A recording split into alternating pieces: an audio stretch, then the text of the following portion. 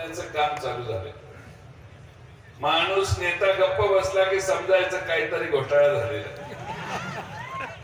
कार्यकर्ता घराच्या बाहेर पडेना झाला समजायचं की काहीतरी पोचलेलं आहे. लोकांना खरेदी करण्याचा कार्यक्रम आणि मनीषा आता शेवटच्या टप्प्यात काहीच जमत नाही म्हणून सुरू झालेली. वेगवेगळ्या कारखानदारांना धमक्या झाल्या. मला आश्चर्य आहे की राज्य सहकारी बँकेनं एक कारखाना सील केला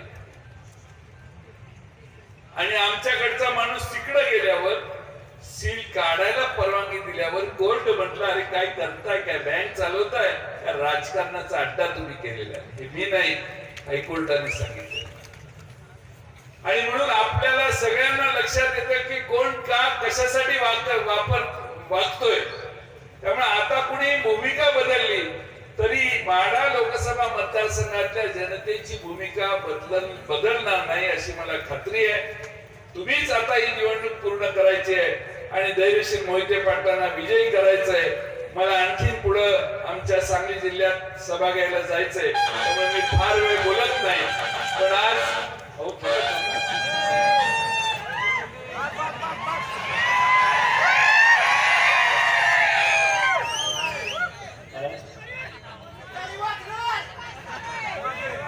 आता सामान्य माणूसच तुतारी वाजवायला लागलेला आहे या मतदारसंघात.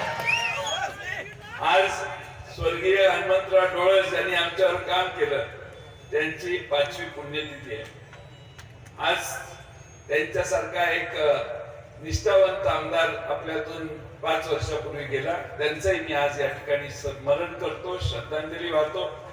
पण आता हा नवीन कॉम्बिनेशन दादा आणि आमचे जानकर साहेब यांचं कॉम्बिनेशन या मतदारसंघात किती 1.5 म्हणायचं का 1 म्हणायचं का 2 म्हणायचं,